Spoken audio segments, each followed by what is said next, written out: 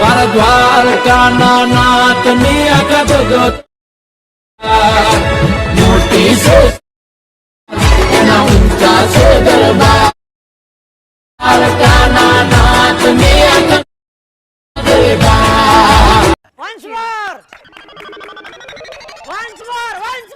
Hello guys, welcome back to my new editing video. તો હાલમાં તમે જે ડેમો વિડીયો જોયું, આજે આપણે સ્ટેટસ બનાવવાના છીએ, તો વિડીયોને સ્કીપ કર્યા વગર એન્ડ સુધી જોજો અને ચેનલ પર નવા હોય તો પ્લીઝ ચેનલને સબસ્ક્રાઇબ કરી હજુમાં પહેલા બેલ આઇકનને ઓલ પર સેટ કરી નાખજો। તો સૌ પહેલાં તમારે લાઇટ મોશન એપમાં આવી જવાનું છે અને લાઇટ મોશન એપની લિંક તમને મારા ડિસ્ક્રિપ્શન બોક્સમાં મળી જશે, ત્યાંથી તમે ડાઉનલોડ કરી દેજો। તો ચલો હવે આપણે એનું એડિટિંગ શરૂ કરીએ।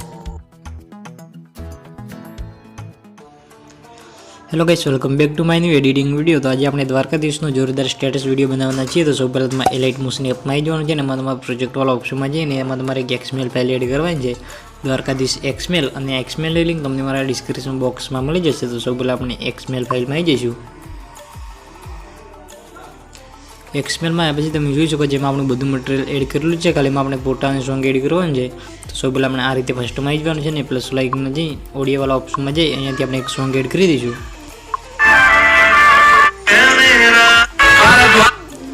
સિમ્પલી આ રીતે એમાં સોંગ એડ કરી દઈશું અને સોંગને ખેંચીને આ રીતે બધા નીચે લાવી દઈશું।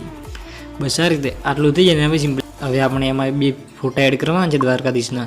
તો સિમ્પલી એમાં ફોટા પણ એડ કરી દઈએ।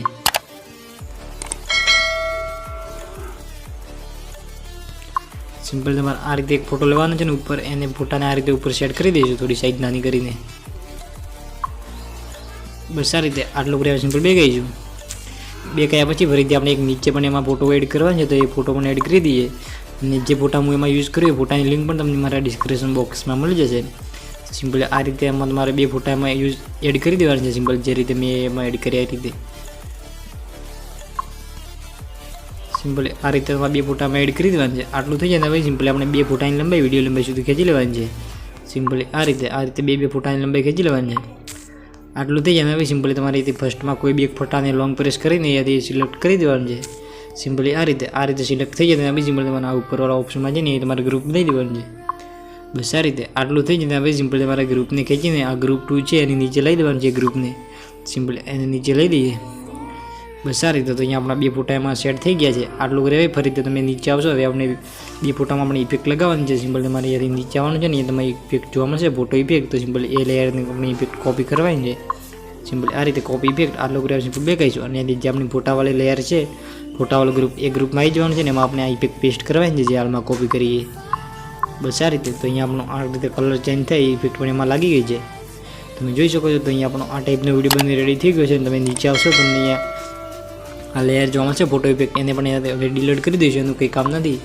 બસ આ રીતે અને તમારે અહીંયા આ ટેક્સ જોવા મળશે, સિમ્પલ તમારે ટેક્સમાં કંઈ પણ એડિટ કરવું હોય સિમ્પલ તમારે આ લેયરમાં જઈને તમારે એમાં એડિટ કરી દેવાનું છે। સિમ્પલ લેયરમાં આવીને હતી એડિટ ગ્રુપ આ રીતે તો તમને અહીંયા બધી ટેક્સ ઇફેક્ટ જોવા મળશે। અને મેં જે ઇમોજી યુઝ કર્યા એ ઇમોજીમાં 3D ફોન્ટ છે, તો 3D ફોન્ટની લિંક પણ તમને મારા ડિસ્ક્રિપ્શન બોક્સમાં મળી જશે।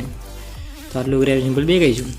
બે કયા પછી ફરી તમને અહીંયા નીચે મારો લોગો જોવા મળશે, સિમ્પલ તમારે લોગો ચેન્જ કરવો હોય લોગામાં કંઈ પણ, તો સિમ્પલ અહીંયા તમારો લોગો લગાવી દેજો। તો સિમ્પલ તમારે આ ગ્રુપમાં જઈ આ લેયરમાં અને તમે એડિટવાળા ઓપ્શનમાં જઈને તમે અહીંયાથી ચેન્જ કરી દેજો અને મેં જે ફોન્ટ યુઝ કરી એ ફોન્ટની લિંક પણ તમને મારા ડિસ્ક્રિપ્શન બોક્સમાં મળી જશે। તો અહીંયા આપણો આ ટાઈપનો વિડીયો બની રેડી થઈ ગયો છે, તમે એકવાર વિડીયો જોઈ લો।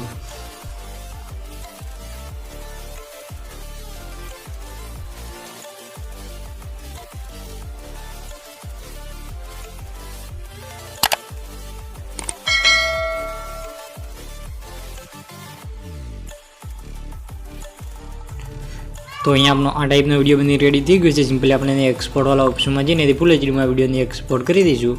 સિમ્પલી આ રીતે 1080 એચડીમાં વિડીયોને એક્સપોર્ટ કરી દઈશું। તો વિડીયો બનાવવામાં તમને કંઈ પણ તકલીફ પડે તો મને કોમેન્ટ બોક્સમાં જણાવી દેજો। તો મળશું આપણે એક નવા એડિટિંગ વિડીયોની અંદર, તબ તક કે લીએ રાધે રાધે, જય દ્વારકાધીશ।